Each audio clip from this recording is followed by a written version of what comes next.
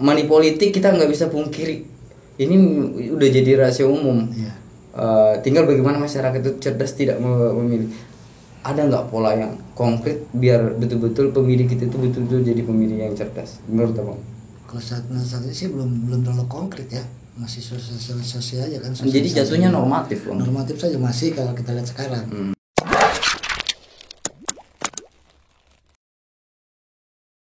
Anda bismillah aja. Assalamualaikum warahmatullahi wabarakatuh. Kembali lagi di Sampul Said.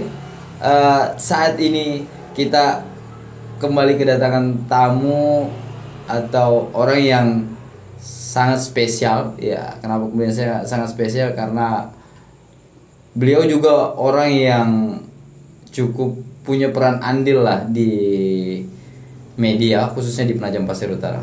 Ya, langsung aja Bang Bagus Purwo. Saya panggil Pak Abang aja, Bang ya.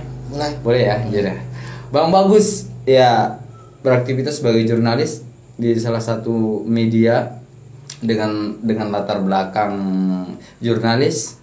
Hari ini kita akan banyak ngobrol, ya banyak atau terserah lah, beberapa isu yang coba untuk kemudian kita bahas khususnya dengan tema politik. PPU punya banyak cerita, Bang, tentang masalah politik, khususnya bicarain tentang masalah isu politik yang saat ini semakin dekat fasenya, yaitu pileg dan pilkada. Menurut abang sendiri nih, Bang, dengan kejadian kemarin, kondisi tertangkapnya bupati kita, akan ada perubahan politik tidak sih sebetulnya, Bang? Sebenarnya kalau kita lihat dari sisi politik dengan adanya kejadian kemarin, ini kan sebenarnya sebagai apa ya namanya, pembelajaran lah ke depannya juga. Jadi sisi politik di sini kan mereka sebenarnya sih ada yang disebut dengan prestis juga. Kalau mereka ingin duduk sebagai bupati atau sebagai politisi di sini sebagai dewan gitu kan. Tapi kan di sisi lainnya yang kita lihat sekarang dengan adanya kejadian kemarin sebenarnya membuat suasana politik di Penajam juga semakin seru kan gitu. Makin seru, Bang ya. Makin seru ini kelihatan. Berarti hilangnya kontestan satu itu malah menciptakan keseruan gitu, Bang ya. Begitu message-nya, Bang ya. Iya, itu keseruan kan istilahnya. Karena mulai dari nol ya gitu. Mulai dari nol lagi kan. Iya betul, mulai dari nol. Kalau kemarin kan yang kita lihat memang ada satu selentingan bahwa bupati yang kemarin akan bertekad untuk kedua kalinya untuk duduk sebagai bupati di periode berikutnya. Tapi dengan adanya masalah kita tidak tahu nih apakah beliau bisa maju lagi atau tidak, kita tidak tahu karena kan belum istilahnya belum ada keputusan hukum tetap di sini kan. Betul. Tapi kalau kita lihat dari sejarah atau dari sejarah Penajam sendiri, memang sih saya dari tahun 2011 saya duduk di sini di Penajam, beraktivitas di Penajam kan tidak ada yang 2 kali berturut-turut. Itu mitos, Bang. Mitosnya PPU itu menarik, Bang. Memang benar. Dari dulu tidak ada yang berturut-turut. Oke, kita hitung dulu. Zaman Pak Yusran, setelah Pak Yusran digantikan Pak Andi Harahap. Kemudian setelah Andi Harahap, kemudian baru terpilih Pak Yusran kembali ya.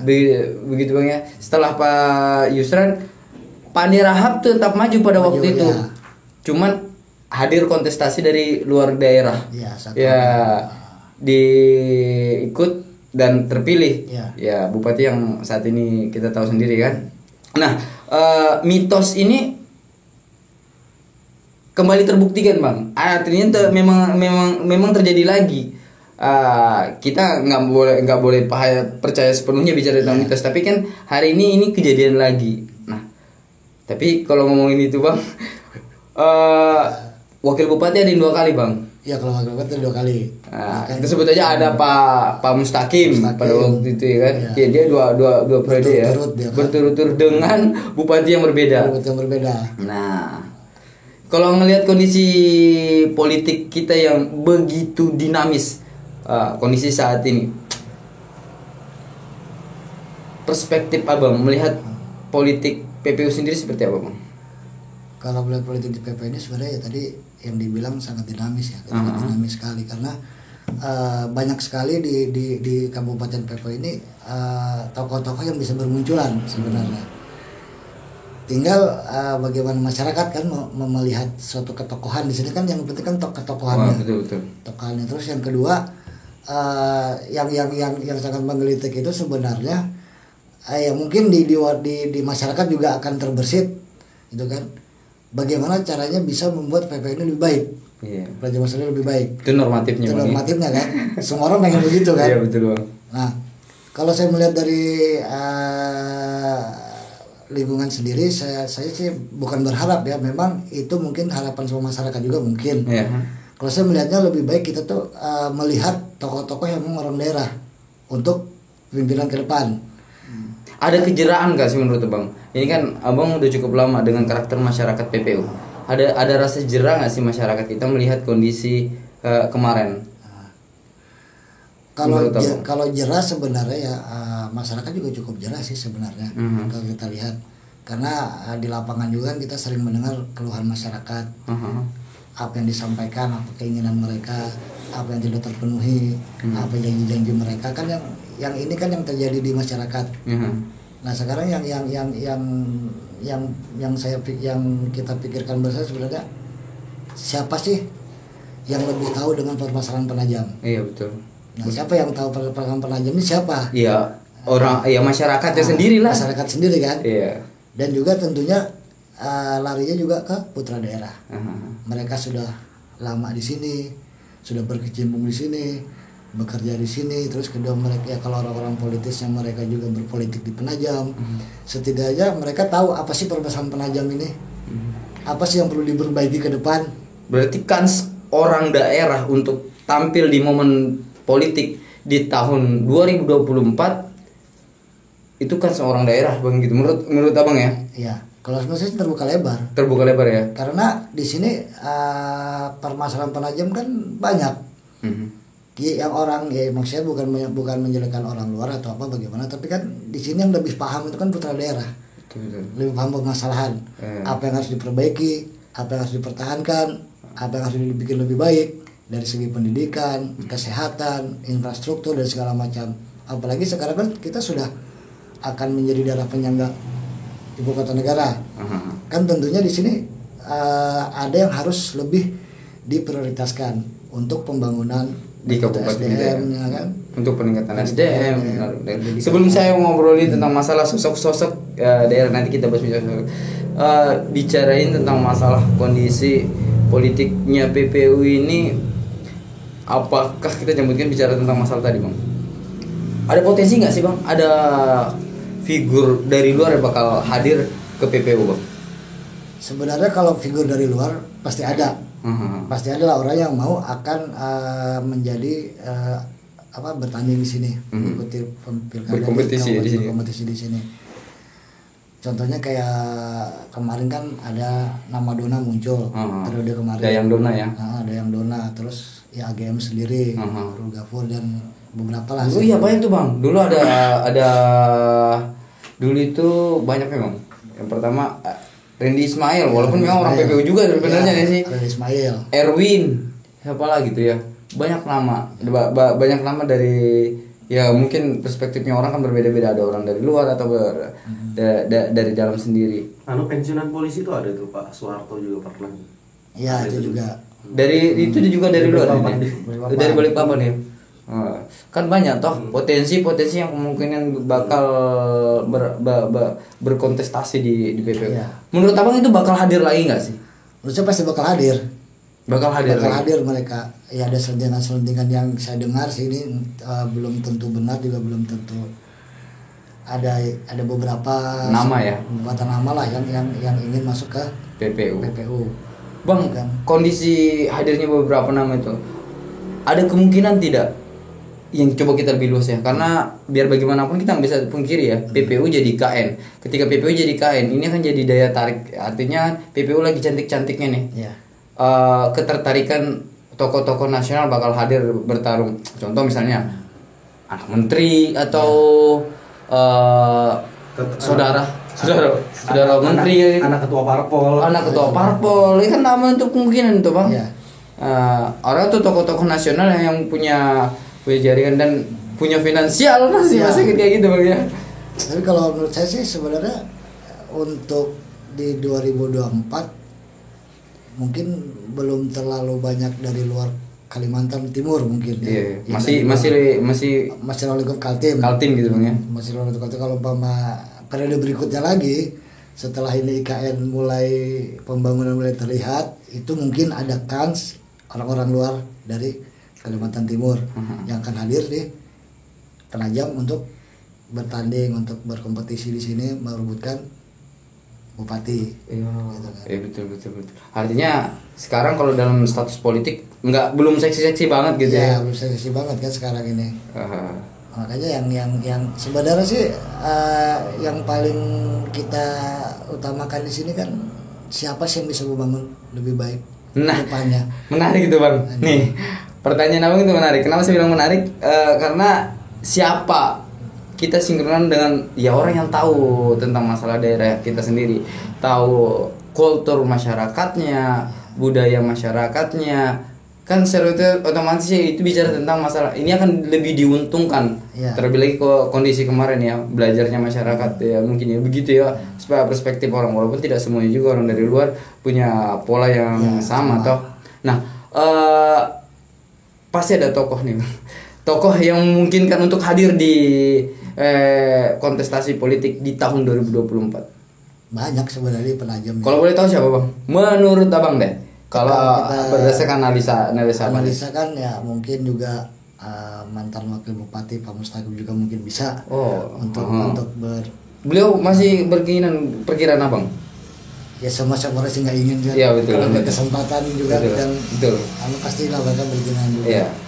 Terus ya banyak orang yang dari sisi birokrasi masih ada kan. Pak Suyanto tuh pensiunan. Oh betul. Mantan Dukcapil. Iya betul.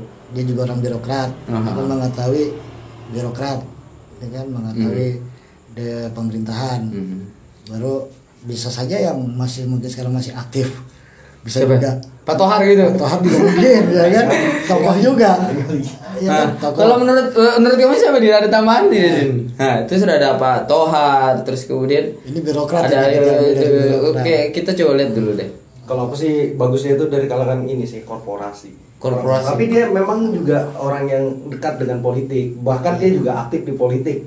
Itu orang korporat, bisa juga dari korporat maksudnya itu pengusaha gitu. Tapi dia juga aktif di politik gitu. Siapa itu? Siapa tahu Rabu. Dan itu punya kans cukup ramai diperbincangkan ya. Ya sekarang juga ya petahana kayak Pak Hamdan kan kansnya kuat dan dia peluangnya paling besar. Nah kalau bicara tentang saat ini ya yang paling seksi ya Pak Hamdan saat ini loh ya.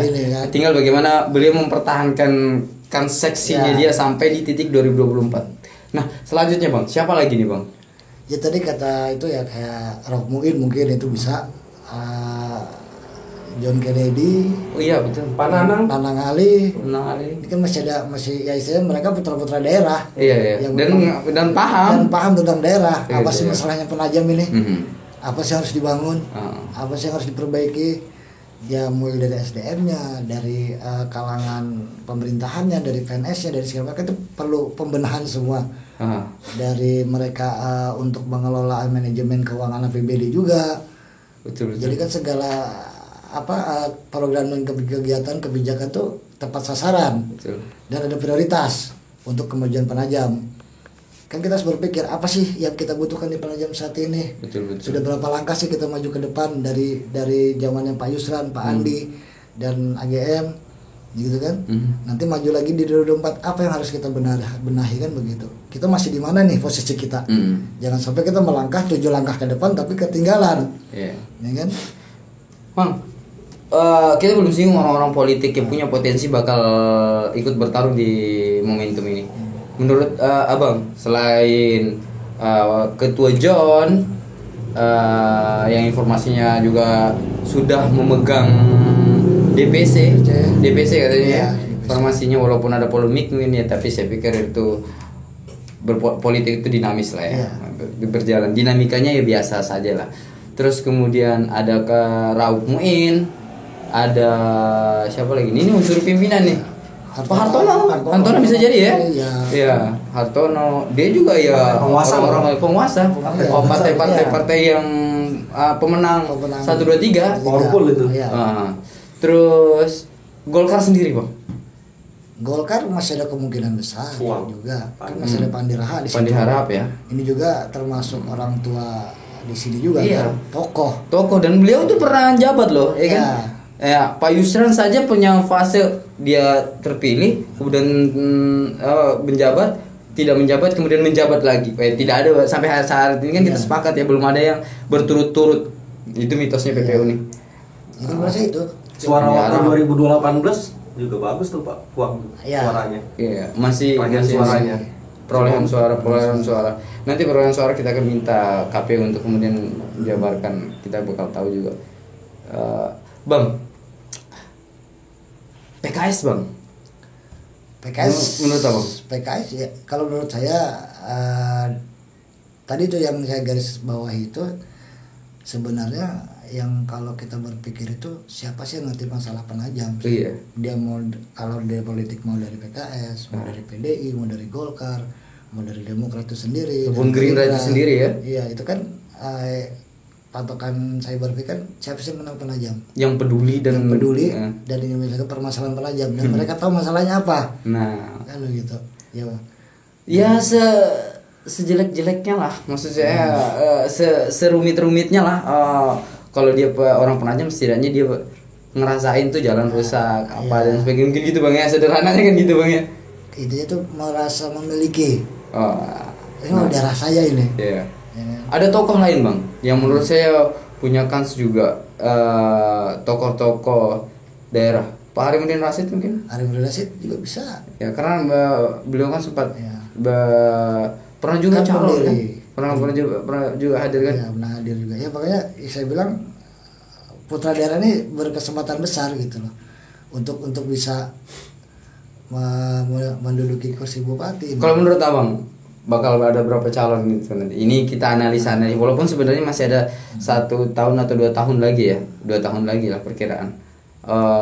Menurut Abang bakal ada banyak calon gak sih potensinya di PPU? Kalau dilihat saat ini calon kemungkinan bisa 3 mungkin ya. Bisa jadi 3. Hampir sama kayak kemarin berarti Bang. Iya, hampir. Kalau kita lihat dari ketokohan dan juga partai-partai politik di sini kan kita bisa lah, Mas Ri juga bisa tahu lah. Yeah. Mana sih yang bisa untuk berkompetisi di pilkada nanti.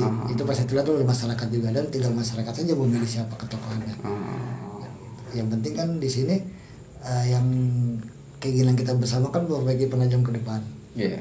Nah, memperbaiki penajam ke depan ini menarik Bang, dengan momentum politik yang saya pikir saya sendiri jujur aja rada-rada bingung ya, karena orang untuk bisa hadir mencalonkan diri itu tidak hanya bicara tentang masalah dia punya kualitas, punya keinginan besar, punya rasa memiliki yang seperti Abang sampaikan tadi, tapi juga harus punya perahu, terus punya juga doku atau ya kita bilang isi tas lah, konkretnya kan kayak gitu. Artinya operasional aktivitas itu kan dia butuh. Bagaimana kondisi politik uang di PPU sendiri menurut Abang? Kalau politik uang kita tidak bisa pungkiri ya. Nggak bisa pungkiri. Pasti ada lah itu politik. Pasti ada Bang. Itu dan itu terjadi Bang. Selama kayak pura-pura nggak tahu gitu deh. Tahu aja gitu. Ya bukan rahasia umum sebenarnya. Iya, sebenarnya gitu kan. Iya. Cuman yang ini kita bisa tarik garis kan seharusnya ada pembelajaran politik sendiri ke masyarakat sebenarnya. Iya betul. Kalau tagline barunya KPK itu kan soal money politik tuh, soal uang gitu kan. Sekarang tuh udah baru, jangan benarkan hal yang biasa, dan jangan biasakan, dan mari biasakan hal yang benar. Nah itu yang kayak gitu tuh. Iya, jadi kan apa ya? Iya, itu kebiasaan atau jadi budaya. Membenarkan hal yang biasa. Money politik itu jadi terkesan seolah-olah hal yang biasa. Padahal jujur aja konsekuensi yang kita dapat ya menurut saya ya dia akan berpikir terlebih lagi ketika dia bukan orang yang peduli tentang masalah, dia nggak akan pernah pikirkan bagaimana kondisi daerah kita toh. Iya. Lebih cenderung kayak ke situ. Tapi tidak menutup kemungkinan juga orang-orang yang di luar sana punya keinginan besar atau pengabdian, kita kan enggak. Artinya kita tidak menutup gitu. Bang, kalau seandainya ada orang yang punya banyak duit, Bang, kemudian hadir mencalonkan di PPU, punya kans gak sih? Dengan kondisi pembelajaran yang sudah ada. Kalau dilihat sih dengan uang juga sebenarnya masih bisa mereka dengan uang ya. Iya. Dengan kondisi saat ini kan. Iya. Makanya saya bilang yang perlu kita sadari di sini, masyarakat harus dapat melihat apakah dengan uang segitu 5 tahun ke depan akan ada perubahan tidak. Kan begitu. Kalau dengan uang segitu mereka memilih, tapi begitu setelah berjalan mereka ngeluh, kan mereka sendiri yang merasakan. Oh betul, benar itu Bang. Keluhannya yang dirasakan ya kembali lagi ya, konsekuensi kamu memilih dengan orang yang seperti itu ya bakal kembali ke pemilih itu sendiri. Berarti ya jadilah pemilih yang cerdas gitu ya. Jadi kan pemilih ya kebanyakan sekarang kan begitu kita di lapangannya. Iya. Mereka mengeluh. Tapi kenapa mereka udah memilih? Iya gitu. Iya kan? Kejadian tuh Bang, kejadian. Jadi kita mau menanggapi juga bagaimana gitu kan. Iya. Saya bingung Bang. Sebetulnya gini. Setiap orang atau setiap masyarakat, termasuk kita ini yang hari ini beraktivitas di media juga punya peran kan untuk kemudian menyampaikan politik yang benar. Nah, hari ini menurut Abang seberapa berperan pemerintah kita menyampaikan politik yang benar dalam arti tanda kutip ya. Bukan saya tidak katakan apa yang dilakukan dengan money politik itu salah. Ya setiap orang kan punya pola. Punya pola. Tapi kita tidak boleh terjebak. Seberapa berperan pemerintah kita menurut Abang? Saya pemerintah sudah cukup berperan untuk bilang politik ya, karena kan banyak sosialisasi kayak mereka mencantumkan pemilih cerdas. Terus di KPU juga gitu ada model sekolah apa gitu ya, gitu kan mereka memberikan sosialisasi bagaimana menjadi pemilih cerdas, ya kan, melihat ketokohan. Pertama kan begitu mereka lihat bagaimana sih ini orang bisa nggak mereka jadi pemimpin. Untuk menampik itu semua Bang, bicara tentang ada nggak Udin atau Bang Bagus sendiri menilai itu deh, ada nggak sih pola yang betul-betul konkret agar masyarakat kita itu betul-betul memilih berdasarkan analisa yang sepenuhnya. Oke, terima uang nggak jadi masalah deh, gitu kan? Dalam arti tanda kutip terima uang apa gitu kan? Maksudnya gini, money politik kita nggak bisa pungkiri. Ini udah jadi rahasia umum. Tinggal bagaimana masyarakat itu cerdas tidak memilih. Ada nggak pola yang konkret biar betul-betul pemilih kita itu betul-betul jadi pemilih yang cerdas? Menurut Abang? Kalau saat ini sih belum terlalu konkret ya, masih sosial aja kan. Jadi jatuhnya normatif Bang. Normatif saja masih kalau kita lihat sekarang. Tapi kan dari sosialisasi itu mungkin yang lebih konkret lagi tuh dari diri masyarakat sendiri sebenarnya menurut saya. Artinya kepedulian kita masyarakat lah ya.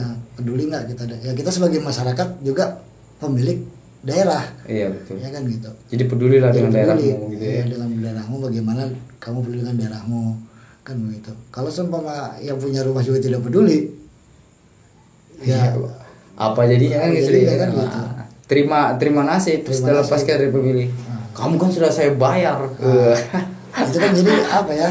Ya memang bukan rahasia umum, tapi masyarakat sebenarnya bisa menyadari itu dengan dari periode ke periode kan gitu. Sebetulnya sudah cukup berpengalaman masyarakat. Tapi ada juga Bang yang jera Bang, karena dongkol nih. Ini kita tulus bantuin, terus kemudian begitu terpilih, jangankan apa, bertemu aja susah kalau sudah jadi pejabat ya. Nah, kalau kamu menurut kamu sendiri Din, ada nggak pola Din untuk meningkatkan anunya dia apa masyarakat kita. Ya, maksudnya supaya apa?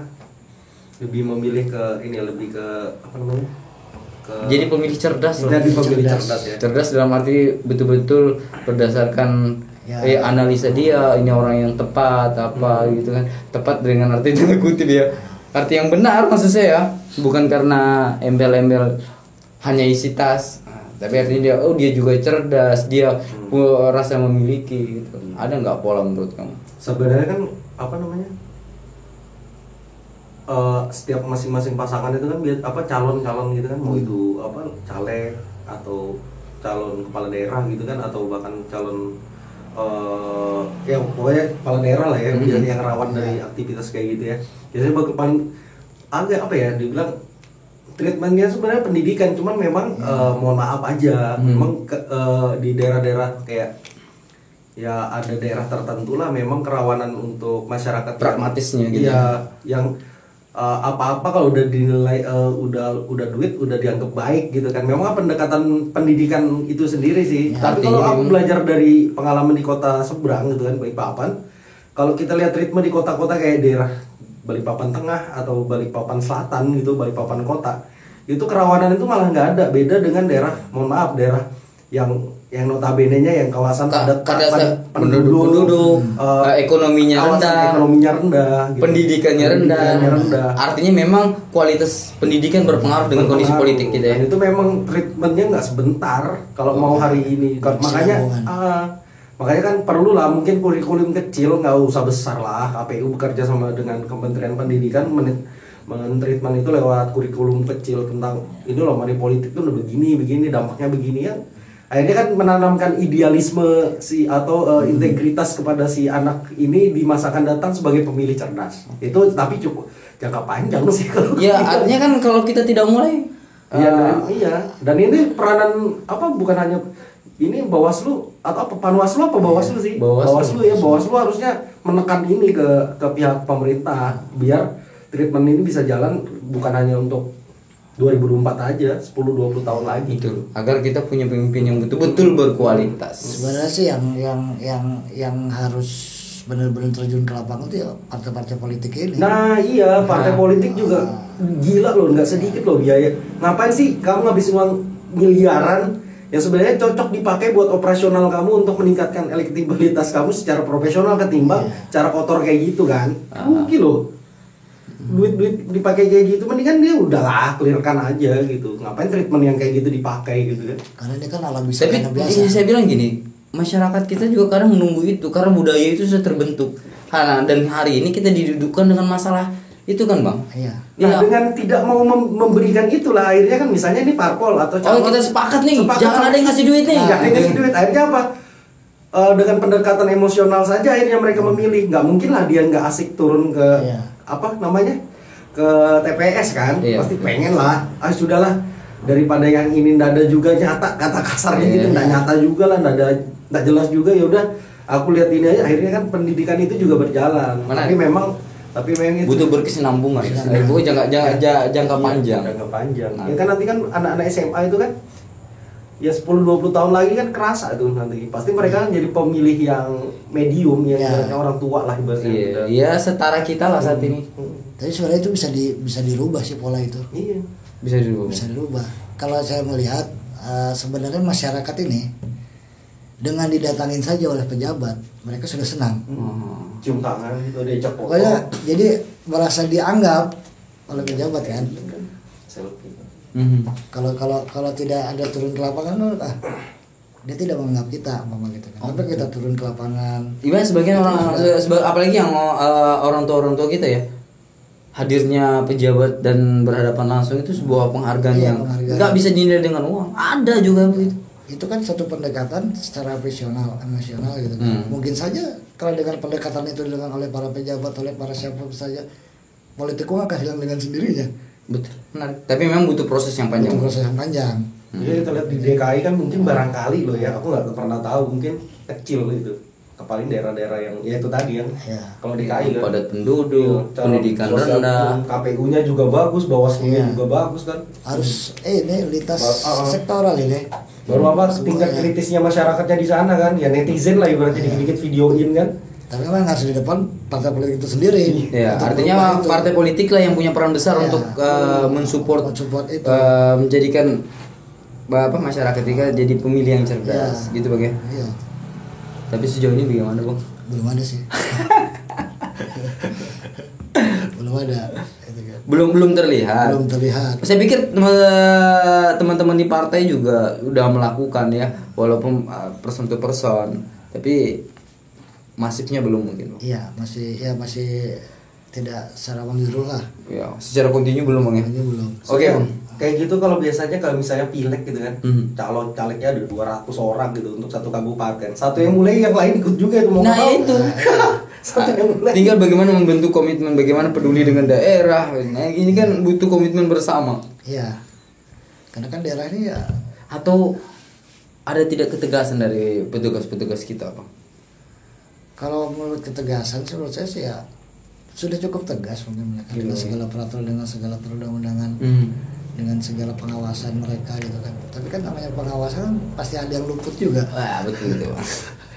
Jadi ya seperti itu dan jatuhnya jadi lebih normatif ya. Iya. Makanya yang penting itu timbulkan kesadaran. Ya. Oke Bang, saya berharap sebetulnya pengen banyak ngobrol, cuman waktu juga yang kita mesti pakai durasi. Saya pikir ada diskusi lanjutan bicara tentang politik, karena politik akan terus Sampul saya akan terus membahas tentang masalah politik ke depan, karena hal ini cukup menarik. Penajam Pasir Utara ditunjuk jadi ibu kota negara dan ini menjadi hal yang seksi, terlepas dari mitosnya, figur-figurnya. Bang, terakhir Bang, buat masyarakat kita sebagai pandangan Abang untuk jadi pemilih cerdas itu. Untuk menjadi pemilih cerdas ya. Bentar Bang, gimana Bang? Bentar Bang, gimana Bang? Untuk menjadi pemilih cerdas ya tinggal masyarakat itu sendiri kan. Apakah mereka akan memikirkan 5 tahun ke depan atau memikirkan saat itu saja? Ya kan beberapa saat itu tadi kita obrolkan. Saat itu mereka mendapatkan sesuatu, oke, mereka langsung milih. Tapi begitu perjalanan 5 tahun ke depan ternyata tidak sesuai dengan keinginan mereka. Banyak yang istilahnya permasalahan-permasalahan tidak terselesaikan. Ya tinggal dari masyarakatnya bagaimana melihat itu melihat satu tokoh itu bisa nggak untuk membuat masyarakat ini mendapatkan sesuatu yang mereka inginkan. Memang tidak semua bisa dipenuhi oleh kepala daerah kan, karena mereka mempunyai manajemen juga, apa yang paling prioritas, apa yang harus dibangun dulu. Ini kan yang harus dipikirkan oleh kepala daerah. Setidaknya kalau masyarakat bisa cerdas memilih, setidaknya dalam 5 tahun atau 5 tahun pertama mungkin itu sudah terbangun apa yang diinginkan, SDM-nya atau pendidikannya. Betul. Ya kalau menurut saya kita melihat ketokohan itu sendiri. Kita harus belajar. Berarti masyarakat harus cerdas memilih orang-orang yang betul-betul berkualitas, yang menjadi penyambung lidah mereka di parlemen ataupun di KT01 ya. Harus melihat itulah. Oke. Makasih banyak Bang udah mau ngobrol di Sampul Said. Saya berharap obrolan itu nggak cuma sekali, ke depan kita akan ngobrol lagi. Oke. Siap. Saya Said Hasan bareng dengan Bang Bagus Purwa. Terima kasih. Billahi taufiq wal hidayah. Assalamualaikum warahmatullahi wabarakatuh. Waalaikumsalam warahmatullahi wabarakatuh.